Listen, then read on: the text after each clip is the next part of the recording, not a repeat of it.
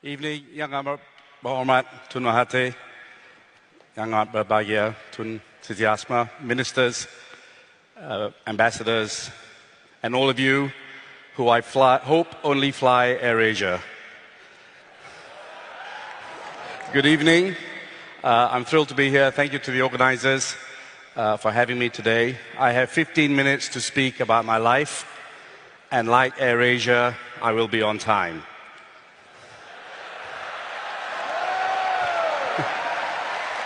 Well, we're not always on time.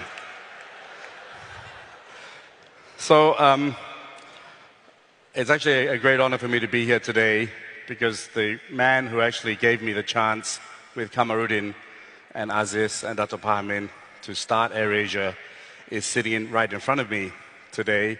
And 18 years ago, we went to see him in Putrajaya with a dream of starting AirAsia. And I was listening to his speech just now about punctuality. I was so scared about seeing him. The appointment was at 9:30.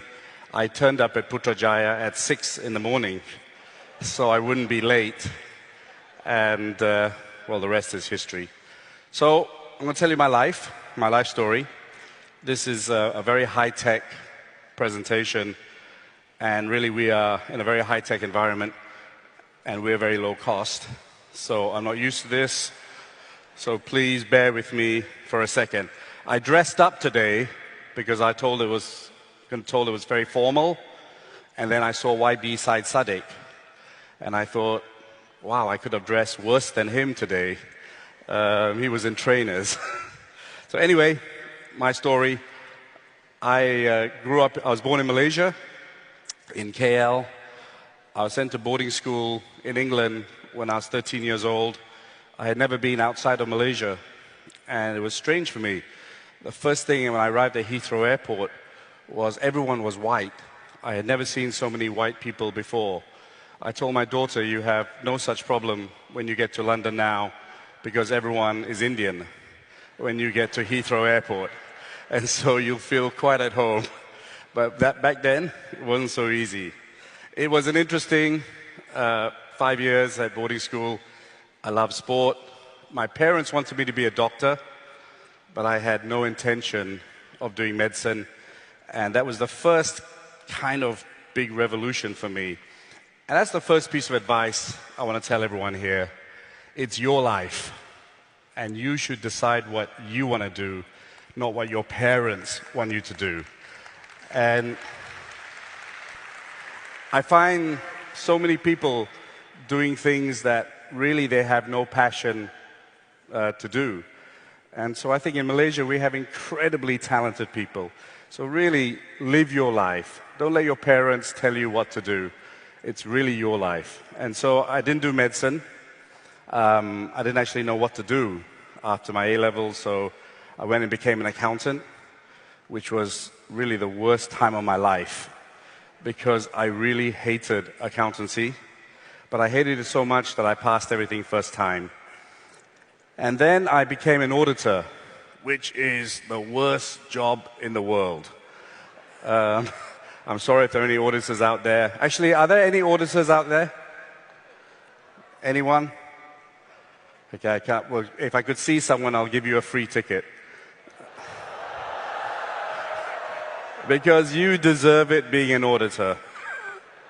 Anyone? Can anyone put their hand up? Okay, you're all probably going to lie anyway. Remember what Tun Mahathir said, tell the truth. So I wrote to every record company because I was a musician. I played keyboards. And every record company rejected me. And so I got one interview with a company called Virgin Records. And went for the interview, and I got rejected as well. And as I was coming out, the owner of Virgin was walking in, and his name was Richard Branson. So this is the second lesson for everyone here. Take your chances. So there were two options. Do I just smile and be polite, like most Malaysians, or do I grab the chance to try and get that job? So I said something, I can't remember what. I was talking about Sarawak or orangutans or something. to Richard Branson, and he started talking to me, and he said, let's have a coffee, you're an interesting guy. And then we were sitting and talking, and he said, why are you here? I said, well, I came for a job interview, and you rejected me. And he said, well, there's something special about you, so I'm going to give you a job. And that was my big break. And so that's the second lesson. Grab your chances. You know, if you have a chance, don't analyze it. Don't ask your grandmother. Don't ask your grandfather. Don't ask all your friends. Maybe ask Tun Mahathir. And then just go for it. Because life is short. And sometimes when we analyze too much and think too much and look at risk too much, the chance just goes past us. So my whole life, I've just taken a risk. Don't worry about failure. If you fail, try again. Because you don't want to sit there at 55 and say, I wish I did it. Because it's too late. You can't press that rewind button. So I was in music business for 12 years, and I decided to leave the music business one day in 2001, and I really got tired of Americans telling me what to do. And so I thought I really wanted to start my own company. And I was sitting in a bar in London, drinking a Ribena, and thinking, what am I going to do for the rest of my life? And I saw a guy called Stelios of EasyJet talking about his low-cost airline. I thought, wow, that looks really interesting. So I went to an airport in the north of London, a low-cost airport.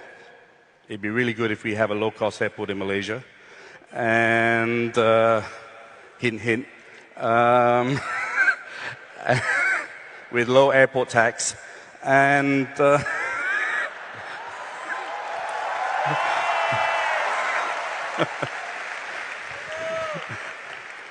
you got to grab the chance when the boss is in the house.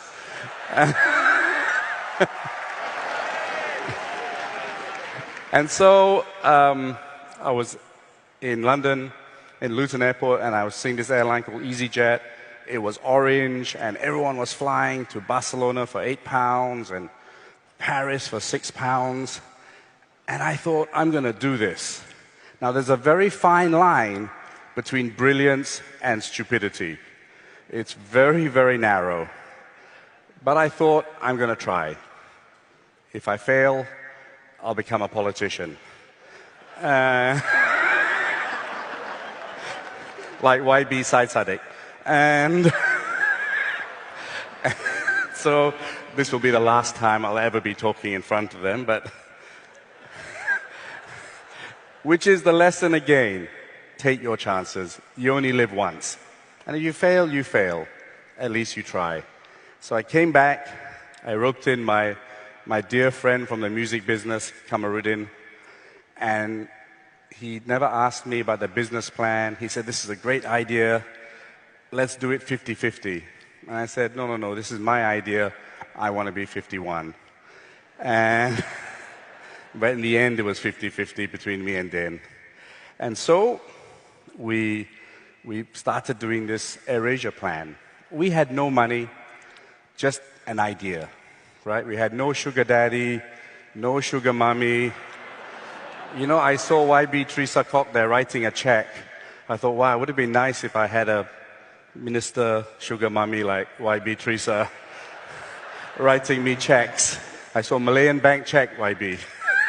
So, but we had an idea. And we got in a guy called Datuk Pahamin, who was KSU. He used to help me fight piracy. And I know no one in this stadium has ever bought a pirated CD, because you're all very honest and good Malaysians. Please don't buy pirated products. And so we asked Datuk Pahamin, can we see Tun Mahathir? This was in 2001, and we got to see Tun, 4 of us. And we made the presentation to Tun in his office. He wasn't well. He had 2 important appointments beforehand.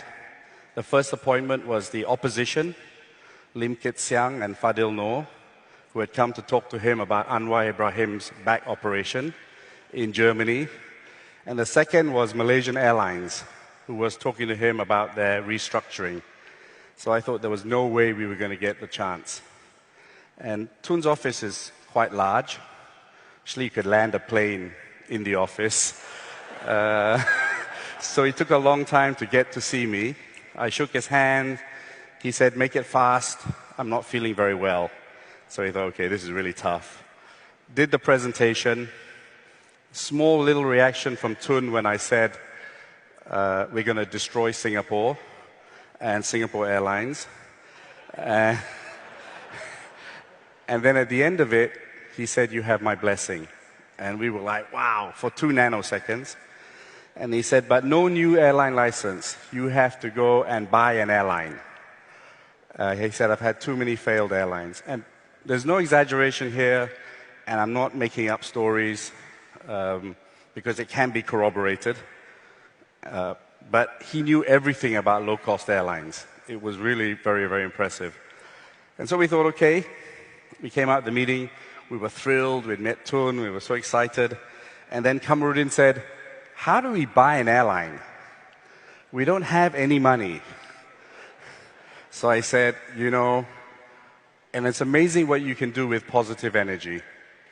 And so we went and we found 2 airlines. There was an airline called Pelangi Air, where you had to be God or pretty close to God to turn around that airline. I have never seen financials like that in my life. In fact, the balance sheet didn't balance. And those accounts should be in Museum Negara. And then there was AirAsia, which was owned by a great company called DRB Hicom. And we said, "Can we buy this airline from you?" And the owner said, "You can have it. We really hate it." And then he said, "How much do you want to pay for it?" And I said, 1 ringgit. And he said, "You can still have it tomorrow." And I thought, damn, I should have said, "Pay me to take away this airline." But that's what it was. On September the 8th, 2001, we took over AirAsia with 2 planes and about 15 million of debt and 254 terrified staff. And as you can see from the pictures, that was it. And then we changed it from a blue airline with a bird to this, which is a red airline. Why did I use the cap? Because we had no money. And so I had to run around. This was the brand. We had to run around with this cap. And we became disruptors with a low-cost airline. And over the last 18 years, we've gone from 2 planes to 260 aircraft, from 200,000 passengers to now 100 million passengers. And we are the 13th largest airline in the world. And it all started in Malaysia. So really, we can be the best, and we can do anything we want to do if you put your mind to it. And over the last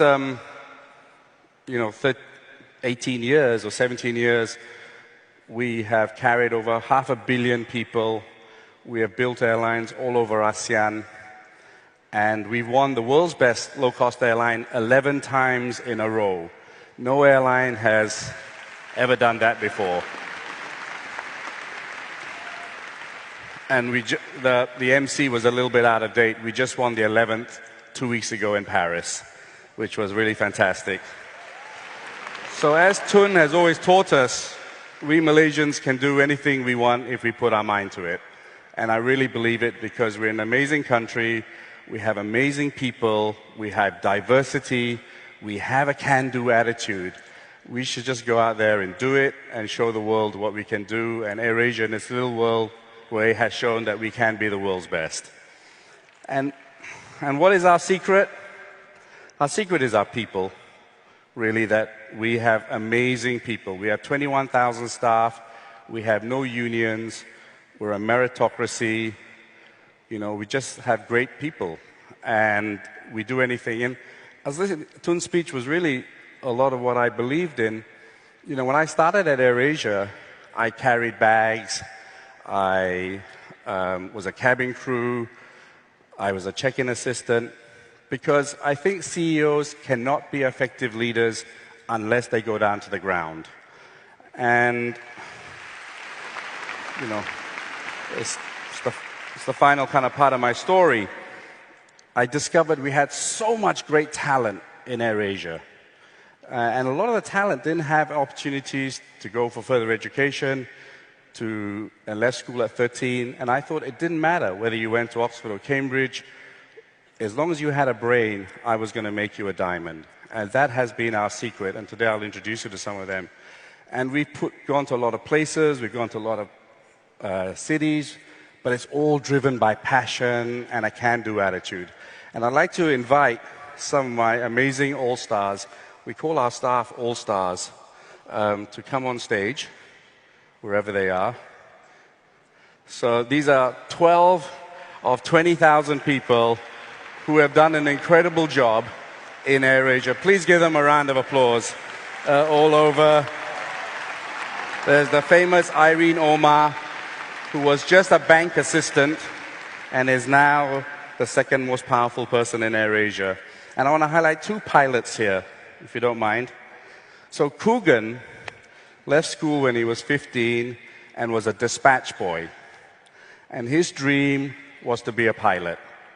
And I said, go for it. And he took the exam 11 times because his English wasn't so good. Now his English is not so bad. Otherwise, air traffic controllers wouldn't understand him.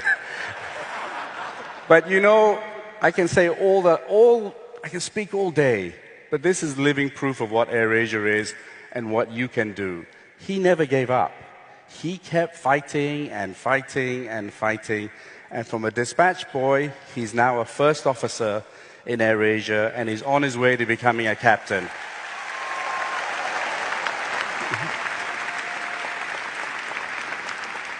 So, believe the unbelievable. And this young lady, not so young anymore, I met her Tun in an UMNO function, and she had a lot of politician, father, mother, brothers, etc. And she said to me, my dream is to be a jet pilot. And I said, well, why don't you be one? She said, no women are pilots.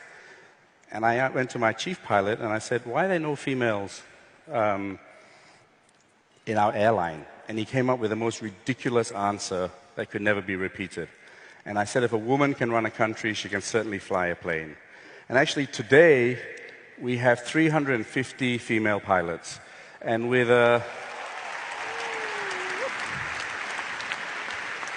we are the largest of any airline in the world as a percentage of female pilots to male pilots.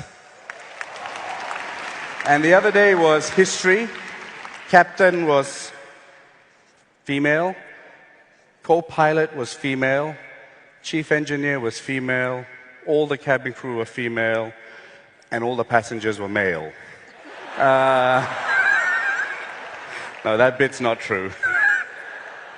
And she was our first jet pilot. And she said to me, everyone says I'm too short. And I said, why is that a problem? Just move your seat forward to reach the pedals. And today, ladies and gentlemen, not only is she a captain of an A330, but she's also one of our best instructors in AirAsia. So I could spend ages talking about all my crew. There's Mabel over there, who has now 200,000 followers on her Instagram. We have so many heroes and heroines in our company. So believe the unbelievable. Dare to dream. You're an amazing country.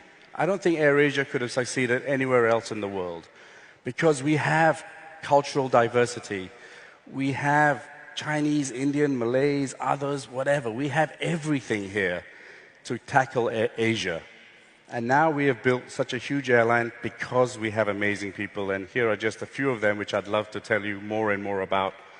But I got to be on time like AirAsia.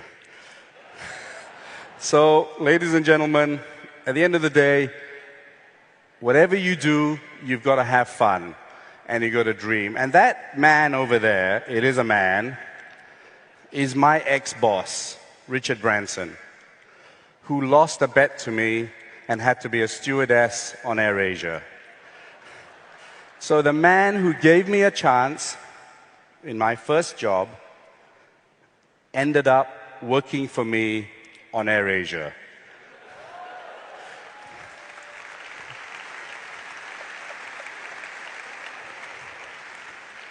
Dreams do come true. Dare to dream. It's okay to dream. Let people laugh at you because it's your dream. Believe the unbelievable. Because AirAsia is unbelievable. I was selling dangdut music, and now I'm terrorizing airlines. And never take no for an answer. Tun, I hope we get our low-cost terminal. Thank you very much, sir. Bye-bye, everyone. And make sure you fly on AirAsia. Bye.